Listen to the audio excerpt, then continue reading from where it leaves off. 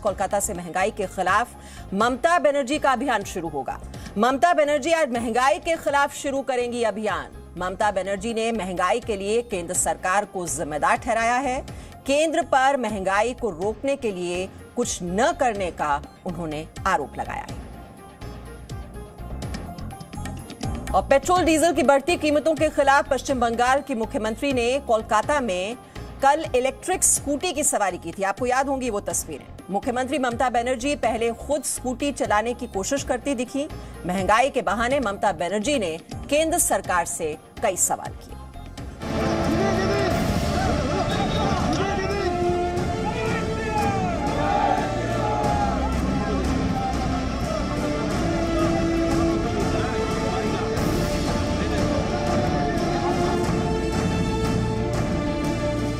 पश्चिम बंगाल की मुख्यमंत्री ममता बनर्जी का ये रूप आपने पहले कभी नहीं देखा होगा।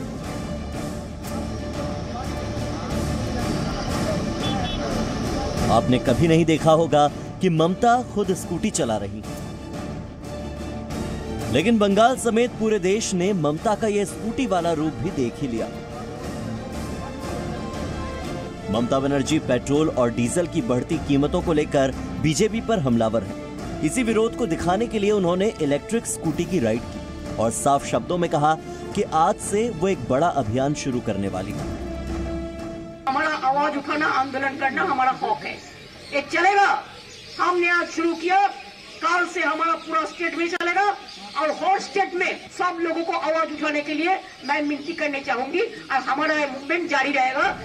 अब ममता बनर्जी के इस बयान का असर भी दिखने लगा है। वित्त मंत्री निर्मला सीतारमण ने कहा है कि केंद्र और राज्य सरकारें मिलकर बात करें ताकि उपभोक्ताओं पर बोझ को कम किया जा सके। It's a dharam sankat.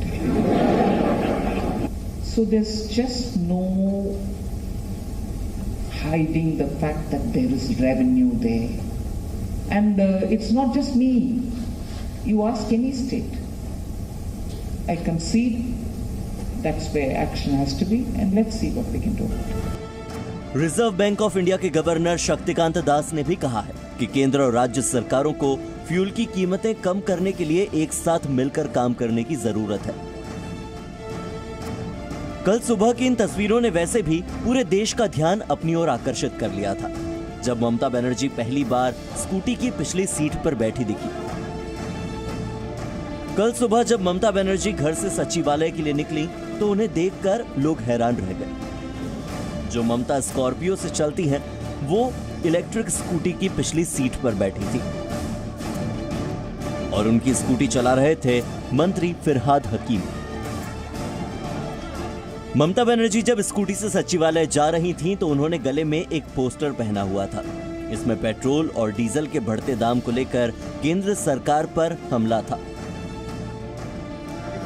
और फिर शाम को ममता ने दोबारा लोगों को चौंका दिया। जब वो सचिवालय से घर के लिए निकली तो ड्राइवर की सीट पर खुद बैठ गई और स्कूटी का हैंडल संभाल लिया। हालांकि ममता बनर्जी को स्कूटी चलाना नहीं आ रहा था, बावजूद इसके ममता ने हार नहीं मानी। अपने सिक्योरिटी गार्ड की मदद से वो स्कूटी चलाने लगी। कई बार ममता का बैलेंस भी बिगड़ा, लेकिन डरना तो छोड़िए, ममता वहां मौजूद लोगों का हाथ हिलाकर अभिवादन करती रही। इधर जेपी नड्डा ने ममता के इस अनोखे तरीके से विरोध करने पर पलटवार भी किया।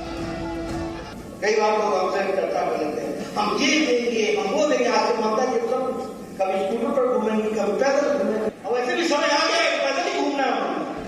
यानी एक तरफ बंगाल में बीजेपी अध्यक्ष जेपी नड्डा ने बीजेपी के डिजिटल रथ को शुरू किया, तो ममता बनर्जी स्कूटी पर नजर आ गई। चुनाव पास है, सियासत तेज है और दोनों पार्टियां मुद्दे भुनाने का कोई भी मौका जाने नहीं देना चाहती। कोलकाता से पूजा मेहता के साथ ब्यूरो रिपोर्ट, जी मीडिया। ममता बनर्जी की ये स्कूटी पॉलिटिक्स। और उधर आरएसएस प्रमुख मोहन भागवत ने बड़ा बयान दिया है। भागवत ने कहा है कि भारत को अखंड होना ही है। असंभव लग सकता है, लेकिन असंभव है।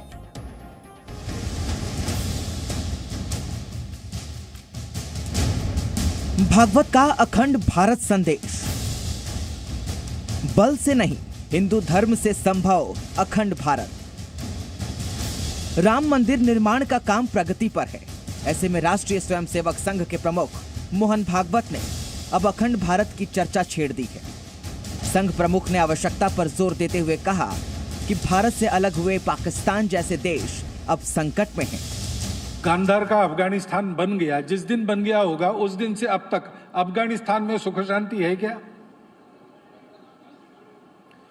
पाकिस्तान बना उस दिन से अब तक पाकिस्तान में सुख शांति है क्या? एक पुस्तक के विमोचन के मौके पर मोहन भागवत ने कहा कि दुनिया के कल्याण के लिए वैभवशाली अखंड भारत की जरूरत है और इसके लिए देशभक्ति को जगाए रखना होगा। विश्व को आवश्यकता है भारत के जगने की। संपूर्ण दुनिया को फिर से सुख शांति की प्राप्ति करा देना है, तो ये उसके निमित्त बनने वाले हम ही होंगे, भारत पुत्र। संघ प्रमुख मोहन भागवत ने कहा कि आज जो असंभव लगता है जरूरी नहीं कल वो संभव ना हो। भारत विभाजन के 6 महीने पहले महात्मा गांधी ने भी भारत विभाजन को एक कल्पना बताया था, लेकिन भारत का विभाजन तब भी हुआ। असंभव लगती है अखंड भारत। बहुत लोग पूछते होगा क्या? होने को तो जल्दी हो सकता है। लॉर्ड वेवेल ने ब्रिटिश पार्लियामेंट में कहा, God has made India one, who are we to divide it. लेकिन हो तो गया। वो जो असंभव लगने वाली बात थी वो अगर हो गई तो अखंड भारत लगता होगा असंभव, लेकिन होगा नहीं। ऐसा कैसे? संघ प्रमुख ने कहा कि भारत से अलग हुए देशों को कोई समाधान नहीं मिला, उन्हें वापस भारत से जुड़ने के बाद ही समाधान मिल पाएगा। भागवत ने कहा कि जब हम अखंड भारत की बात करते हैं तो हमारा इरादा ताकत के बल पर हासिल करना नहीं है, बल्कि सनातन धर्म के जरिए उन्हें जोड़ना है। अपने संबोधन के अंत में उन्होंने ध्येय वाक्य वसुधैव कुटुंबकम की बात की। उन्होंने कहा कि भारत में कई चुनौतियों से निपटने की क्षमता है और दुनिया मुश्किलों से पार पाने के लिए उसकी ओर देखती है।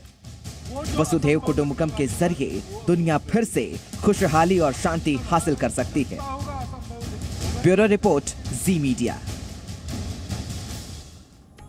एक छोटा सा ब्रेक यहाँ पर ले रहे हैं, जल्द लौटेंगे और खबरें लेकर। Presenting B News app available on Google Play and App Store. Download it now.